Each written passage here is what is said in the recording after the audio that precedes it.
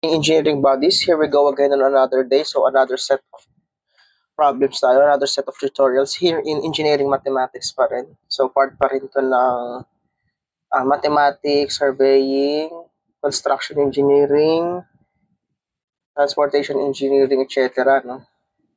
Na subject natin sa board exam. So ito, katatapos lang natin ng solid geometry nung nakaraan. So we're now heading to analytic geometry. So after, dito na tayo sa last part bago tayo magtungo sa higher mathematics, no? So analytic geometry. So one of the most important topics in the field of engineering math, no? Kasi magagamit mo siya sa iba't ibang higher mathematics. And then malaki din ang application ng analytic geometry in navigation, yan, in engineering. Hindi nyo lang kasi ngayon pinag-aaralan natin, bakit natin pinag-aaralan to, hanggang board exam lang. Pero in real life, may mga applications din to. Itong mga analytic geometry na to. May application siya. Okay. So, tara. So, first things first, before tayo mag-solve ng problems, please take a look of the following concepts and formulas na gagamitin natin. Actually, ilan lang naman yung mga formulas natin dito. So, I hopefully na may kahit pa paano may idea na kayo on the following. So, i-discuss naman natin to once na nagsasolve na tayo ng problem. So, for now, take a look, take a screenshot para magamit nyo rin as reference. Since malapit na rin ng CE boards, baka makatulong to.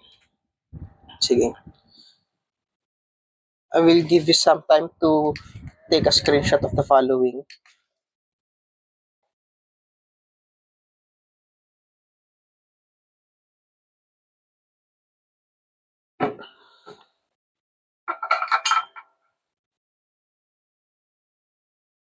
Okay, next.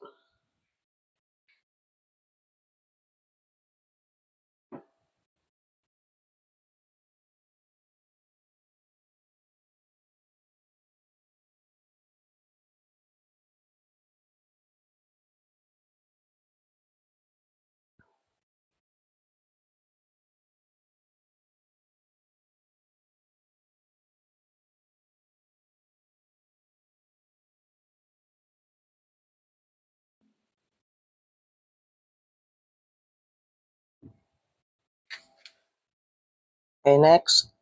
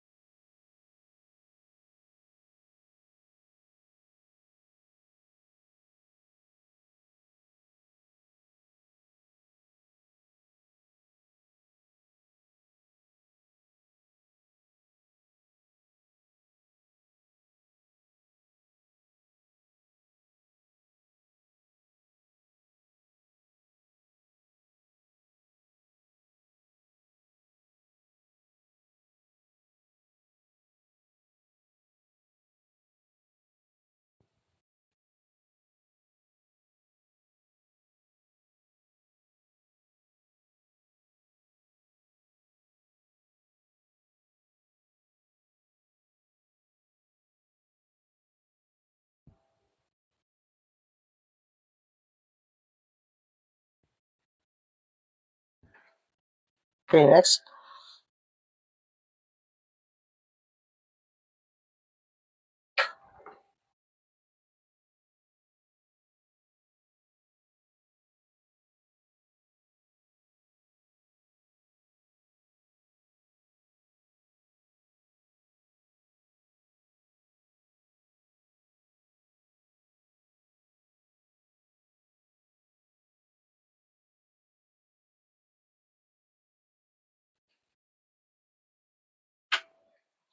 Okay, next.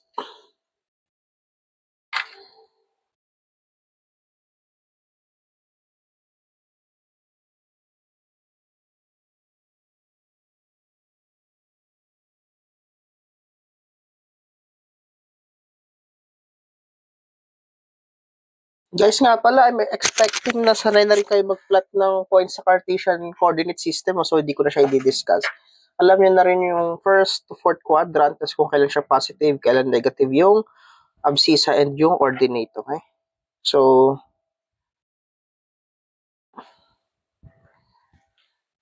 iyo pala ako nakapaglagay ng problem. So, tara, sige. Problem 1 tayo.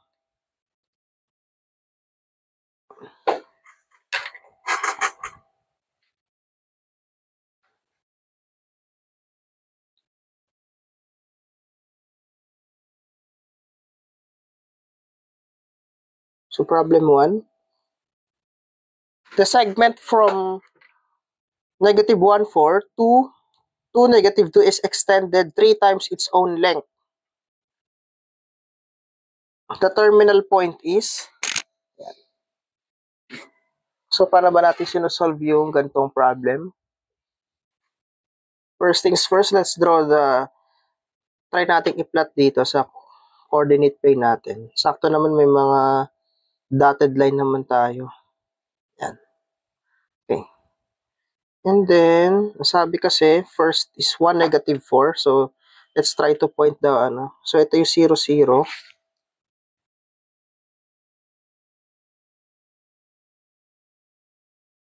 So, 1, scale na lang natin, no?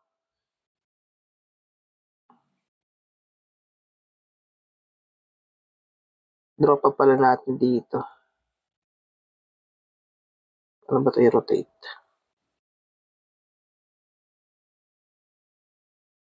Dapat dito siya eh.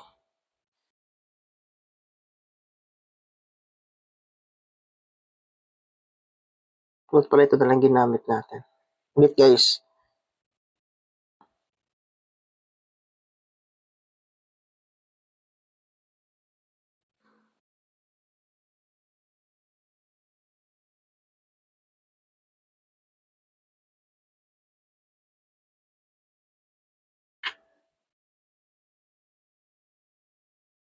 Yan. So, ito, may 0, 0 tayo dito. Alam naman natin yung origin, 0, 0. Ito. So, negative 1. So, let's say nandito yung negative 1. Tapos negative 4. 1, 2, 3, 4. So, ito. And then, 2, negative 2. So, 2, negative 2. So, dito siya. So, next, ito daw line na to. Di ba may line dyan? Fill natin ng red. Ayan. Na-extend daw na 3 times its own length. So, sabihin natin na-extend siya pa ganyan.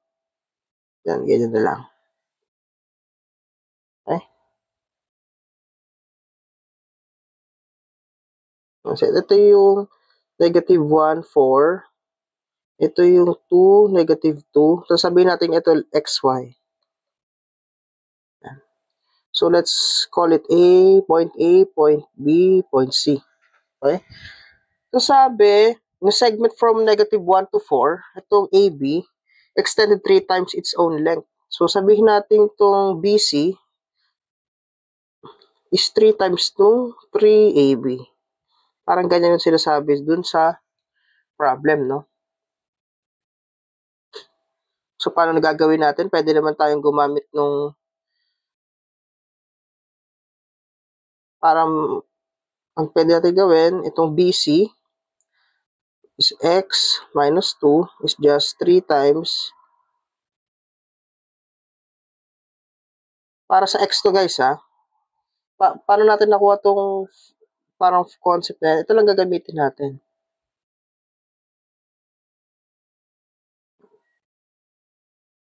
Gagamit lang tayo niyan.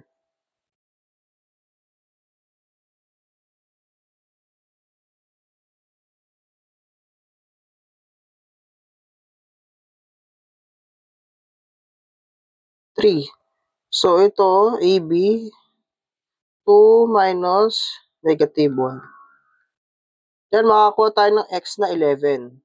Okay? Sa y naman, so y minus negative 2, it's just 3, negative 2 minus 4. Diyan, makakuha tayo ng value na negative 20. So, shape solve nyo lang guys ha. Sinolve ko na kasi to. So, yung terminal point natin na tinutukoy is 11 tsaka negative 20. Yun ang terminal point natin. So, ito yung point na yan. Yung C, point C. So, yan ang sagot natin.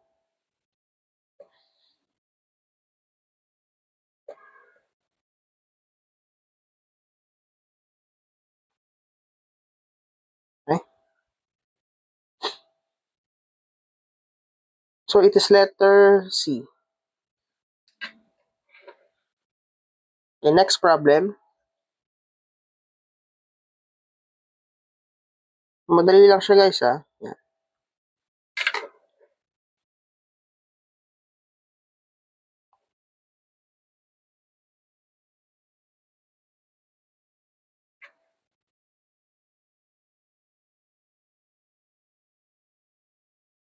So, find the median through 2, negative 5 of the triangle whose vertices are negative 6, 2, 2, negative 2, and negative 2, 5.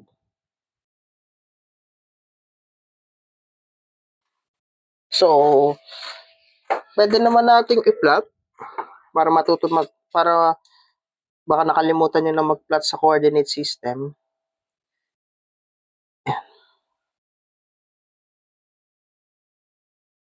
Plot natin.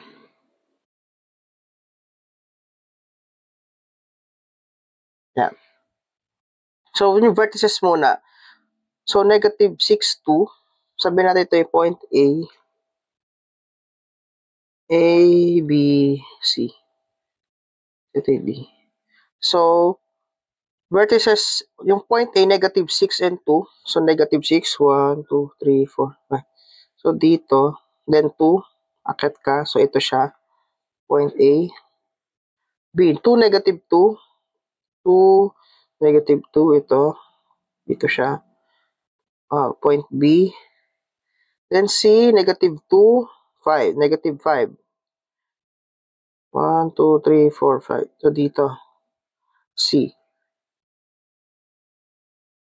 Teka lang. Vertices ng triangle.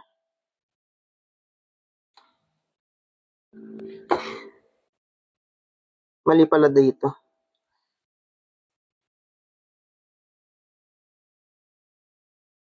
Negative 6 pala. So, 1, 2, 3, 4, 5, 6. Dito. Negative 2. Ito. Ito yung letter A. Tapos 2, negative 2. Tapos negative 2. 1, 2. Yan. So, yun yung triangle.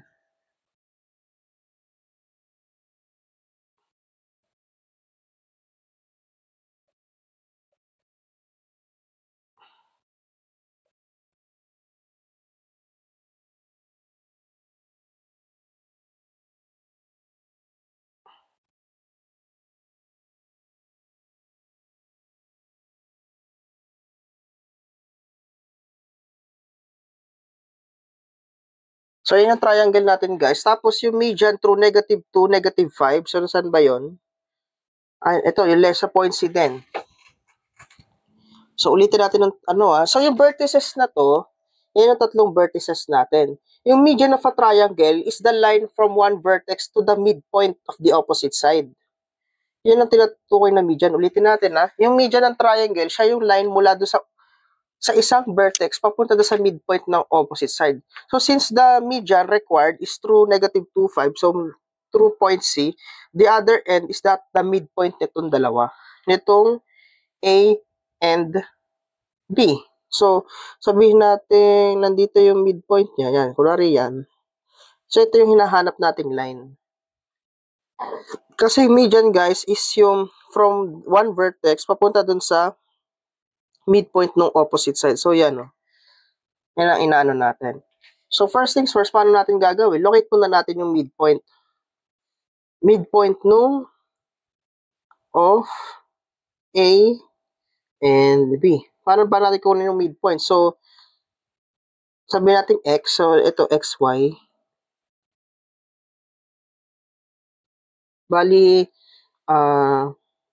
ito lang yung formula niya na x1 plus x2 over 2. So, negative 6 plus 2 over 2.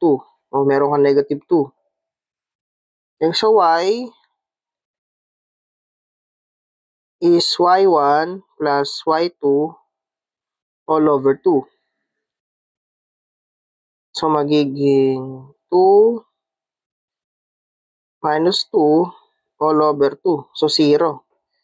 So, ang midpoint natin is just negative 2, 0.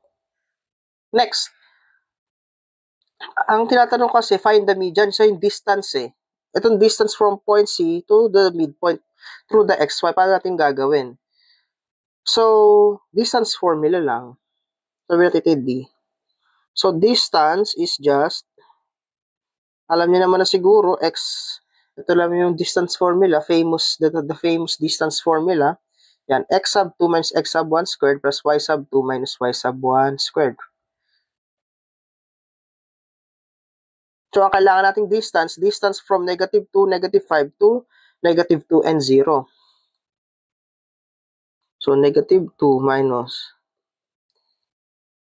squared plus negative 5 minus 0 squared. So, makakuha tayo ng distance dyan na 5. 5 units. So, yun ay sagot natin, guys.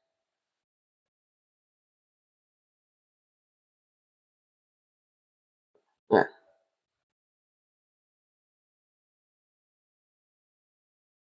Ulitin lang natin, guys, ha. Yung median is the line from one vertex to the midpoint ng opposite side. So, ito yung opposite, ito yung one vertex kasi nandyan daw yung median na tinutukoy. Find the median true. Bali yung tapos, kailangan natin mahanap yung midpoint ng AB, yun yung opposite side ng one vertex na yun. Tapos yun na. Pag nakuha mo na, distance formula lang. So, ganun lang natin siya sinod. So, it will be our problem number 2.